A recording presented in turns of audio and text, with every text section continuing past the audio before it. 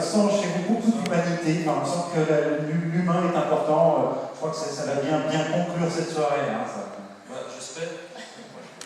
Alors, ce qu'on a vu, c'était formidable. Il y a une masse d'innovation dans la technologie, dans les systèmes mis en place, une intelligence dans la production de soins qui est absolument formidable. Il demeure que l'on vit chez soi, que quand on a une pathologie chronique, il va falloir vivre chez soi longtemps, avec sa maladie, avec la machine qui accompagne sa maladie. Il va falloir l'expliquer, le faire accepter. Et rien n'est plus étranger, pas les enfants, hein, mais rien n'est plus étranger à un être humain qu'une machine pour l'aider à vivre. C'est très compliqué. Et avoir quelqu'un qui, avec des mots simples, va prolonger le discours du médecin au domicile, qui va coordonner la vie, parce que le domicile, en fait, évidemment, il y a le prestataire, mais il y a la prescription du médecin, il y a l'infirmière. Alors, c'est l'équipe de l'unité d'accueil et de soins des patients sourds, des HCL. On applaudit. Très fort, s'il vous plaît.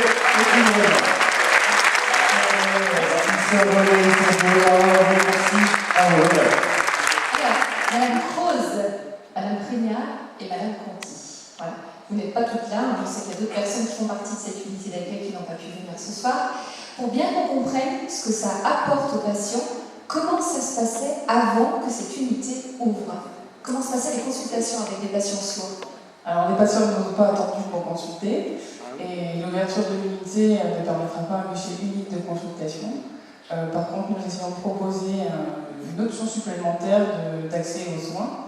Donc, les patients consultés des médecins généralistes ou alors hospitaliers, mais rencontrer certains blocages, de certains interphones en bas du bâtiment dans lequel il fallait consulter le professionnel de santé.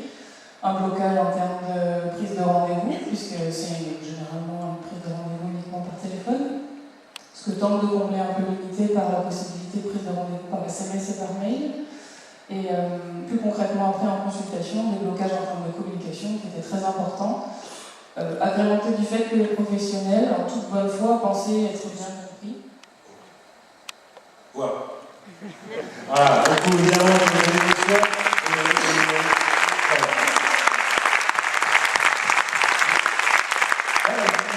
Merci d'être là. Mais Ce que font ces femmes est réellement formidable. Hein. Je vois qu'on les raconte. allons-y.